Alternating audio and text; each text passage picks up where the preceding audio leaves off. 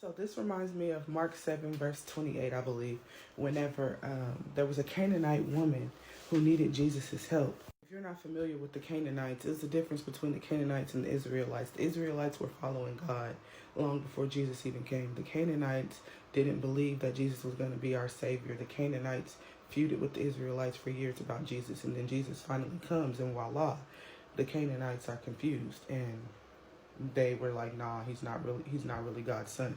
So anyways, a Canaanite woman, she traveled all the way from where she was from to Jesus so that she could ask him to deliver her daughter from multiple demons. And Jesus was like, it wouldn't be fair to give the children's crumbs to the dogs. Basically saying, why would I help somebody out that doesn't even believe in me, like someone who will eat anything, like, a dog. We're not going to be helping out the children of Israel who actually, want my help. And instead of going off on Jesus, because not only was he talking about her, he was talking about her daughter too, calling them dogs. She said, yes, but even the dogs eat the crumbs off the floor. So basically, she came back at him without disrespecting him. So that's how she wound up getting his help.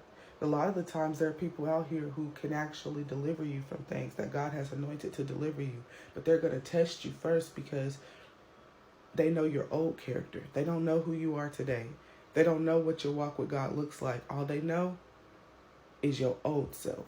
Now, she actually had faith in Jesus. To actually have faith in Jesus, it was so much easier for people to be delivered. There was one woman who she just touched Jesus' back and she got delivered from what she needed to be delivered from because she believed in it that hard. And Jesus' disciples didn't even believe in him that hard.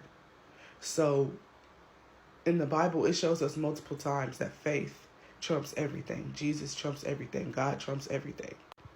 So next time somebody comes at you sideways and you want to pop off, just think about this. This is what I always do. Because, baby, I used to be that one, that 2 and that 3, that would go off on everybody and their mama. I have walked out of jobs cussing everybody out on my way out.